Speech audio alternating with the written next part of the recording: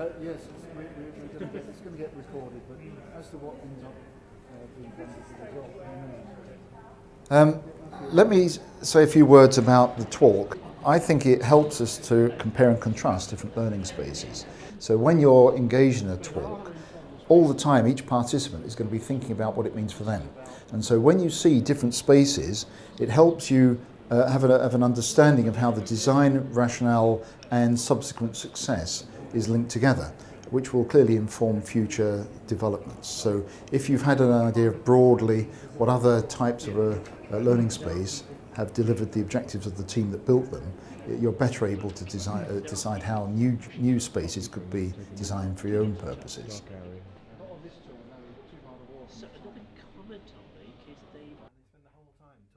It's also, I think it's important in terms of the talk to see and feel those spaces by actually being there.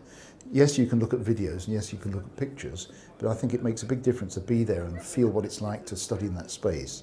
So I do think the physical movement does make a big difference in that respect. Curiously, because they're on slight angles, they can't see each other's screens straight on. And as a tutor, I'm aware of who's copying from him about else. These ones, I can't see who's stuck.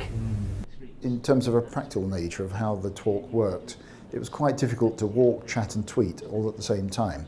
And maybe that was because I took it upon myself to be the scribe, or whatever the equivalent word is for scribing when you're tweeting.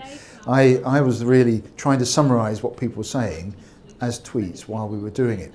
And I wonder whether that's really the intention, or whether it's better if each individual tries to do their own tweets while they go.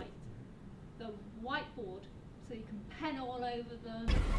I think one thing that I felt when we were doing the talk earlier in the year was that the users of the space are the students. The designers and users from a staff point clearly are important too, but I wonder whether we shouldn't include some of the other users of the space by, where possible, including some students in a talk.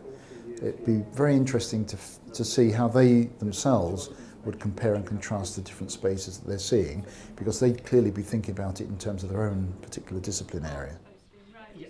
So you might be sparking conversation by throwing ideas in or asking questions, but you then as the educator might be willing to step back and let the conversation develop amongst the learners. What used to be in here used to be triangle.